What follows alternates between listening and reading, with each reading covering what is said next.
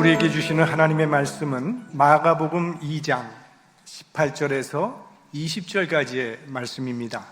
우리 한 목소리로 함께 합독하겠습니다. 요한의 제자들과 바리새인들이 금식하고 있는지라 혹이 예수께 와서 말하되 요한의 제자들과 바리새인의 제자들은 금식하는데 어찌하여 당신의 제자들은 금식하지 아니하나이까? 예수께서 저희에게 이르시되 혼인집 손님들이 신랑과 함께 있을 때에 금식할 수 있느냐? 신랑과 함께 있을 동안에는 금식할 수 없나니 그러나 신랑을 빼앗길 날이 이르리니 그 날에는 금식할 것이니라. 아멘.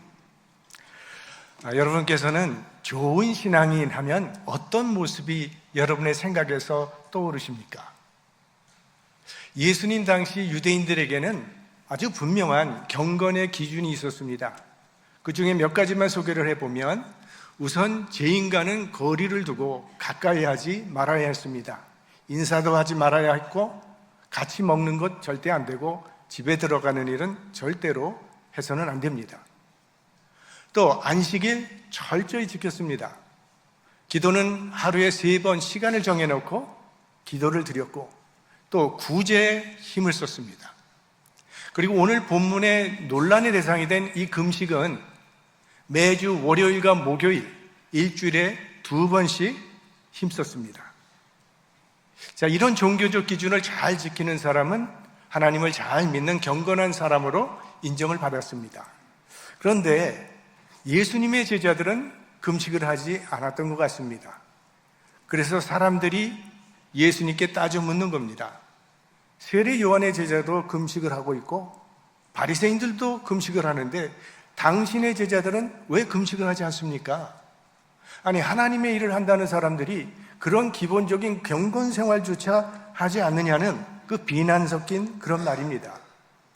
이에 예수님께서 혼인잔치의 비유로 답을 하십니다. 우리가 아는 바와 같이 이 유대인에게는 이 혼인잔치라는 것이 그들의 일생의 가장 큰 기쁨의 자리였습니다. 이 잔치는 일주일 내내 계속되었습니다. 그래서 친척들, 친구들 다 함께 모여서 함께 먹고 마시고 일주일 내내 즐거워합니다. 춤을 추고 기쁨을 같이 나누는 그런 기간이 이 혼인잔치 기간입니다. 물론 사람마다 근심 걱정이 없겠습니까? 그럼에도 불구하고 이 기간 동안에는 다 잠시 내려놓고 오로지 기뻐하면서 마을 전체가 축제 분위기가 되었습니다.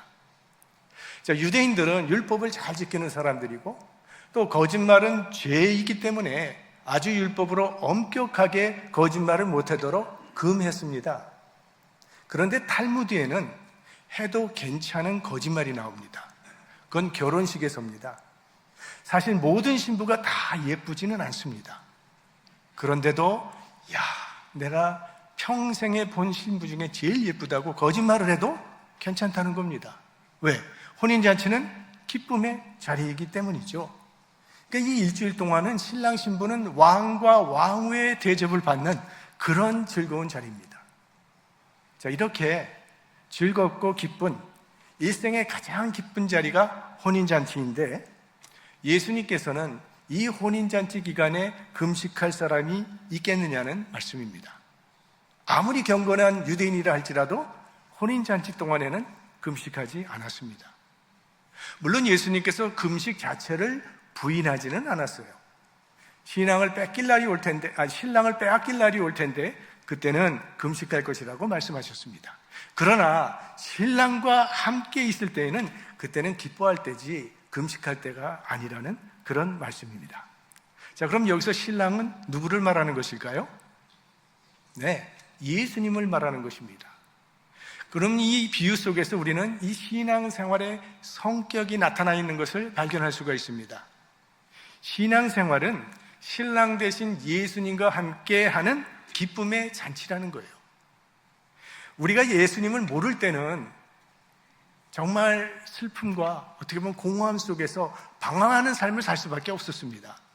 하지만 예수님을 만나고 난 후에는 예수님과 함께하는 그 삶은 기쁨의 축제라는 그런 말씀을 하고 계신 것이죠. 이 혼인잔치의 비유는 왜곡된 신앙에 빠져버린 사람들에게 하나님의 뜻이 무엇인지를 가르쳐 주신 말씀이에요. 예수님 당시의 유대인들의 종교는 율법주의로 변질이 되어서 하나님을 믿는데 필요하지도 않은 조건들을 수없이 많이 만들어 놓고 인간을 종교의 노예로 전락시켜 버렸습니다. 그래서 그 의무와 형식만 남은 종교 생활을 반복하고 있었던 거죠. 바로 그런 상황 속에서 오늘 예수님께서 이 혼인잔치의 비유를 말씀하신 것이죠. 이 비유를 통해서 예수님께서 강조하고자 하시는 핵심은 그리스도인의 삶은 종교적 의무나 형식에 짓눌리는 삶이 아니라 기쁨의 축제라는 그런 말씀입니다. 모든 종교가 마지막으로 가고 싶어 하는 길은 금욕주의인 것 같습니다. 무언가는 피해야 되고, 무언가는 포기하고, 무언가는 금해야 거룩해진다고 하는 그런 생각이 있기 때문이죠. 그러나 이 기독교는 금욕주의가 아닙니다. 먹고 싶은 것 안 먹고 버티고, 하고 싶은 것 안 하고 버티는 것이 경건이 아니에요. 신앙생활 아주 신실하게 철저하게 열심히 하시는 집사님이 계셨습니다.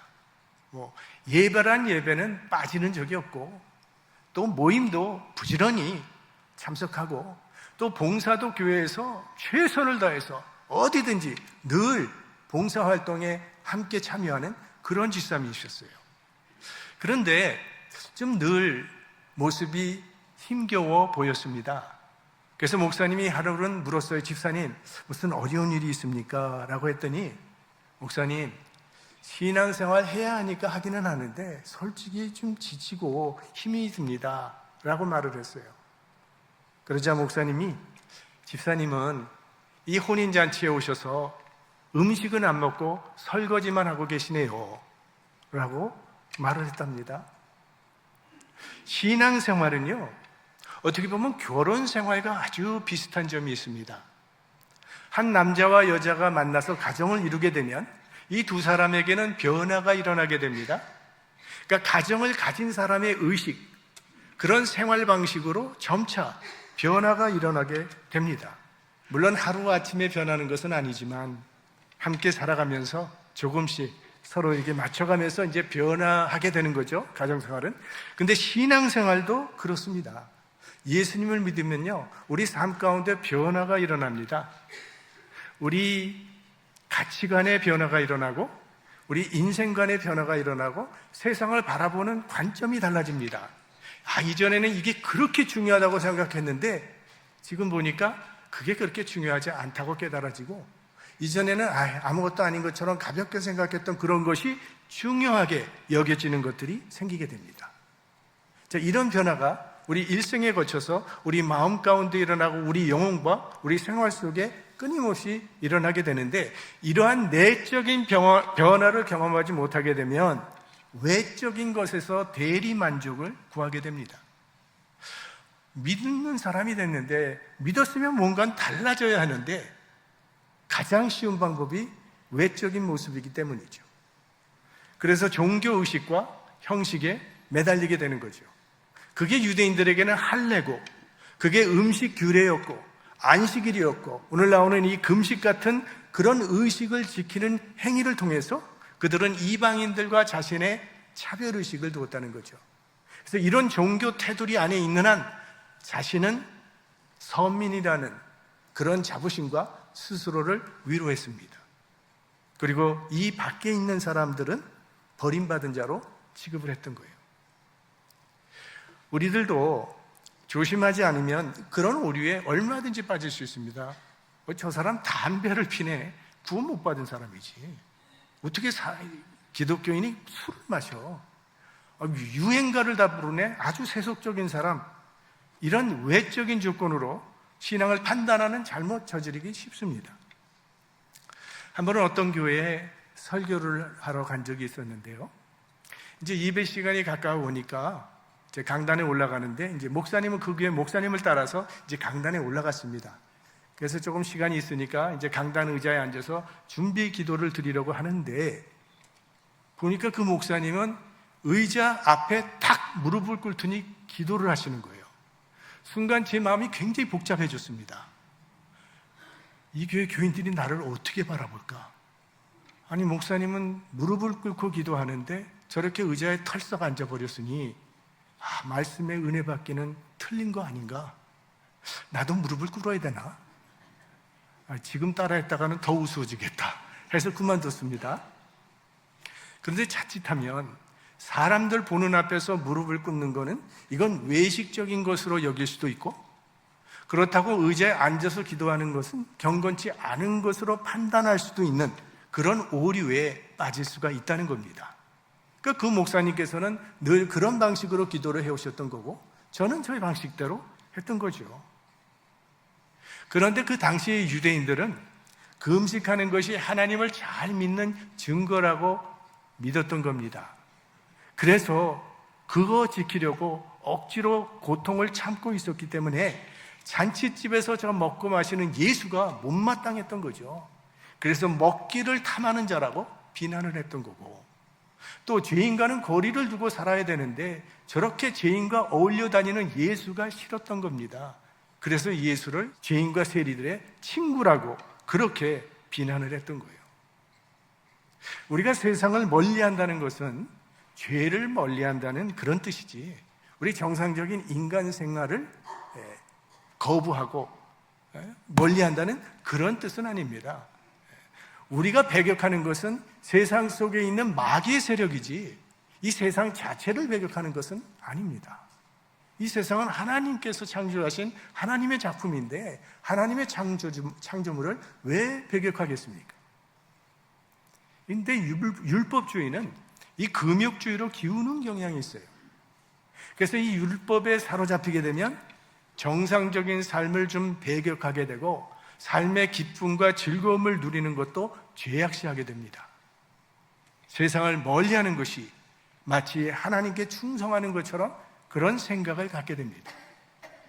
하지만 예수님은 그러지 않았습니다. 예수 그리스도의 공생의 첫 번째 이적이 무엇입니까? 갈릴리 가나의 혼인잔치에서 물을 포도주로 바꾼 사건입니다. 대통령이 취임을 할 때 국민 앞에서 하는 그 첫 연설은 그 대통령의 앞으로의 정책의 방향이 담겨져 있기 때문에 대단히 중요한 의미를 가지고 있습니다. 예수님의 이 첫 번째 이적도 그렇습니다. 자, 그러면 우리가 생각을 좀 해보면 잔치집에서 포도주가 떨어진 것이 물론 문제는 이게 문제지만 인생이 좌우될 만한 문제가 아니었다는 것입니다. 마시다가 포도주가 떨어지면 그만 마시면 되는 거죠. 포도주 못 마신다고 사람이 죽을 일도 없고 그 사람이 구원받지 못할 일도 없는 거죠. 그런데 인간을 구원하시기 위해서 이 세상에 오셨다는 하나님의 아들 예수 그리스도께서 공생의 가장 중요한 그 첫 이적을 혼인잔치에서 모자란 포도주를 더 만드신 것으로 시작을 하셨습니다. 그렇다면 이 첫 이적 속에 나타나 있는 예수님의 마음은 무엇일까요?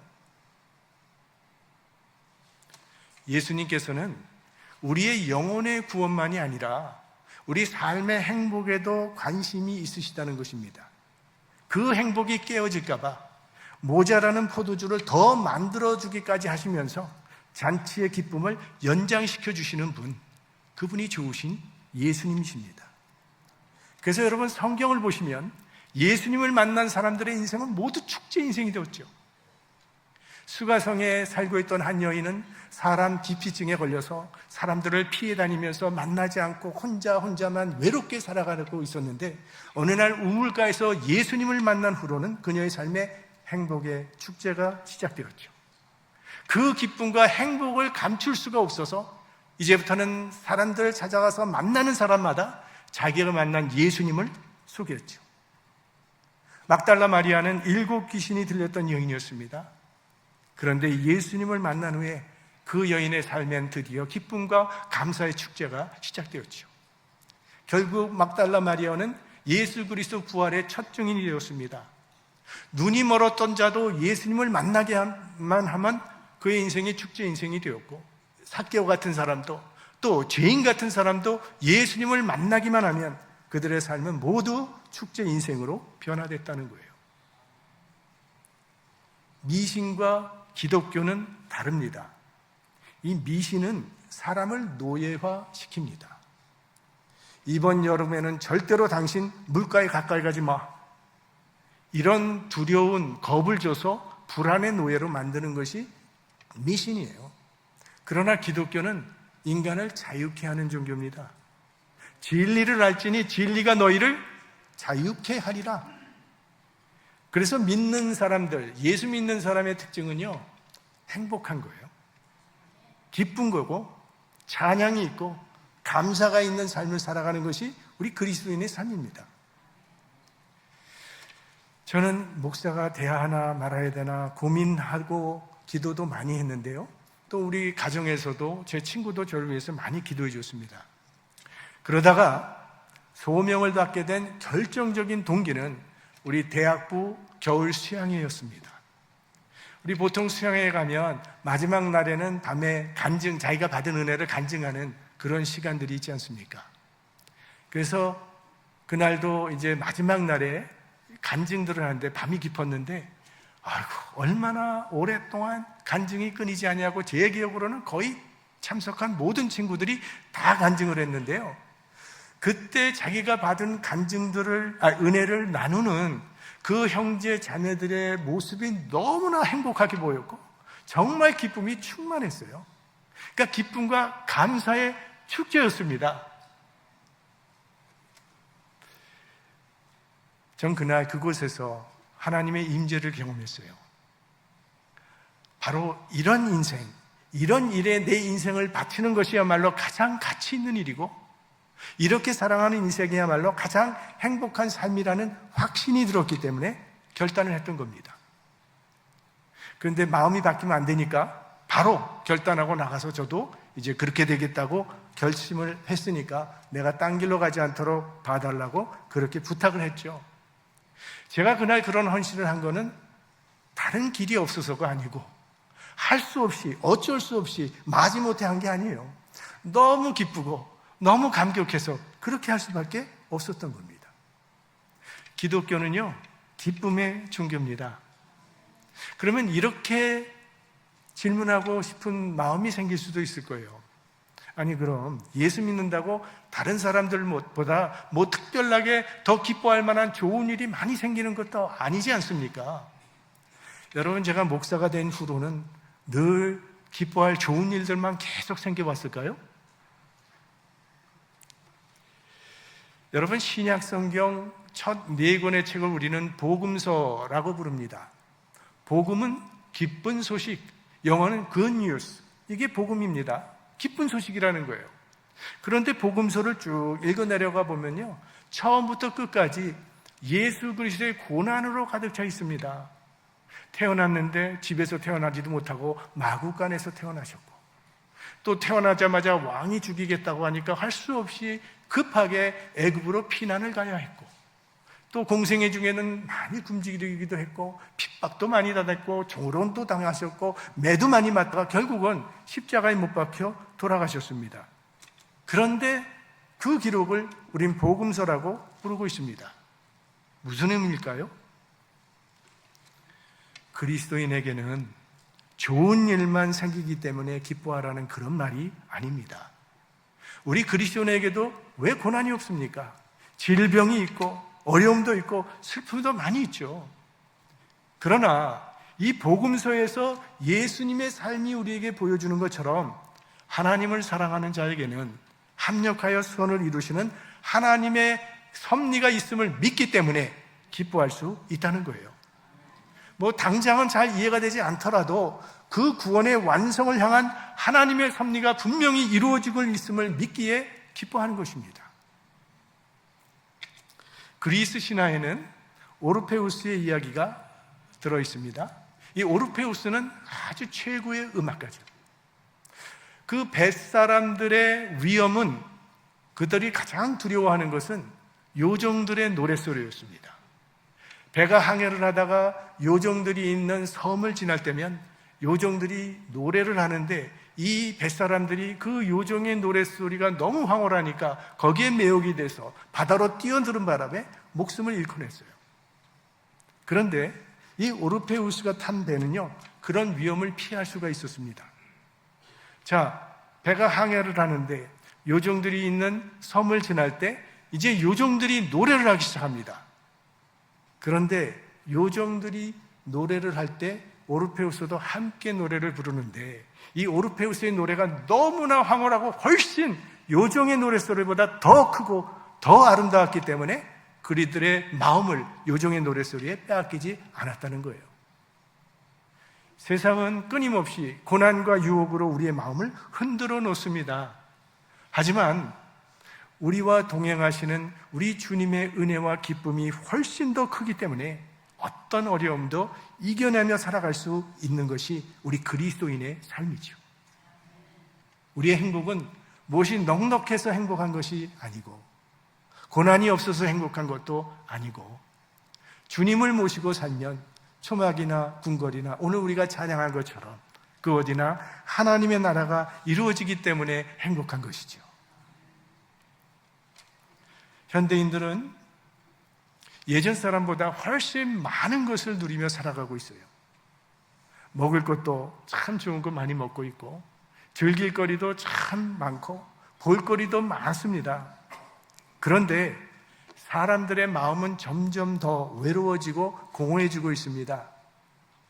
왜냐하면 영이 빈곤하기 때문이죠. 우리 인간은 영적 존재이기 때문에 세상의 즐거움만으로는 절대로 참된 만족과 즐거움을 맛볼 수가 없습니다. 여행을 가도 오락을 즐겨도 예수 그리스도 안에 있는 영적 기쁨을 아는 사람에게 그게 기쁨이 되는 것이지 그 기쁨을 모르는 사람들에게는 허무감만 남게 되는 거죠. 그러나 주님과 동행하는 기쁨을 아는 사람에게는 그냥 평범한 일상 속에서도 행복을 누릴 수가 있는 것은 예수 그리스도께서 참된 기쁨의 근원이 되시기 때문입니다. 이 세상에서 가장 행복한 사람을 말하라 하면 예수님과 동행하는 기쁨이 충만한 사람인 줄 믿습니다. 우리 교회도 축제의 장소가 되어야 하지요. 초대교회를 보면 날마다 마음을 같이하여 성전에 모여 하나님을 예배했고 또 집집마다 음식을 나누면서 기쁨으로 하나님을 찬양했습니다. 여러분, 교회에 나올 때는요, 왕의 혼인잔치에 초청받은 사람처럼 기쁨과 감사한 마음으로 나오실 수 있기를 바랍니다. 여러분, 그 성경에 나오는 탕자의 비유를 생각해 보십시오. 탕자는 집을 떠나서 그가 가장 고통스러운 시간을 만나게 됐을 때 먹을 것이 없어서 쥐염 열매를 먹는 그것도 먹기가 힘든 그런 상황이 됐을 때 그는 아버지 집을 떠올렸다고 했습니다. 내 아버지 집에는 양식이 넉넉한 품꾼들이 얼마나 많은가. 바로 그 생각이 그를 돌아오게 한 계기가 되었던 것입니다. 사람들은 누구나 마음의 안식처를 찾고 있습니다. 내게 마음 문을 열어줄 그 사람을 찾고 있는 겁니다. 그래서 예수님께서 수고하고 무거운 짐진 자들아 다 내게로 오라 내가 너희를 쉬게 하리라 말씀하셨죠. 바로 여기에 우리 그리스도인들의 안식과 기쁨이 있는 거죠. 내가 어떤 모습으로 나오든지 하나님의 품은 언제나 열려 있다는 사실. 실패했을 때도, 자격 미달일 때도, 나의 믿음이 막 흔들리는 그때도 하나님은 우리를 외면하지 아니하시고 맞아주신다는 것. 우리도 서로에게 그런 존재가 되면 참 좋겠습니다. 조건 없이 받아주고 판단하기 전에 먼저 품어주면서 그냥 곁에 있기만 해도 위로와 힘이 되는 마음이 열려 있어서 서로에게 안식과 기쁨을 줄 수 있는 그런 존재가 될 수 있으면 좋겠습니다. 하나님께서 우리를 그렇게 대하셨다면 우리 역시 서로에게 그런 존재가 되어야 하지 않겠습니까? 그리고 우리 교회도 그런 곳이 되기를 소망합니다. 누구나 찾아오고 싶은 곳, 언제나 그리워지는 장소, 마치 하나님의 품을 닮은, 그래서 누구에게나 열려있는 그런 믿음의 공동체가 되기를 소망합니다.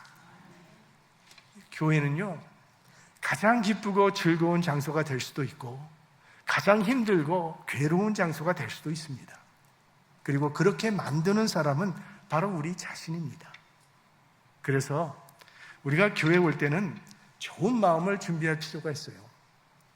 내가 지난 일주일 동안 생각해 보니까 하나님 앞에서 합당치 못한 일들이 많이 있었는데 이거 다 교회 와서 회개하고 깨끗한 영혼을 가지자. 또 하나님의 말씀에 은혜 받고 말씀대로 살도록 마음을 좀 겸손하게 비우자. 우리 믿음의 형제자매들에게 웃음으로 인사하고 위로와 용기가 되는 말을 남기자. 그리고 내가 있으므로 우리 교회가 기쁨이 더해지도록 하자. 이런 마음이 교회도 우리 인생도 축제로 만듭니다. 세상에서 지치고 상한 마음으로 왔다가도 살아계신 주님을 만나서 새 힘과 용기를 얻고 우리 믿음의 형제 자매들과 함께 기쁨을 누리며 돌아가는 것, 그것이 바로 교회입니다. 우리 플러턴 장로교회와 성도님들의 삶 가운데 주님이 주시는 이런 기쁨이 충만하시기를 주의 이름으로 축원합니다.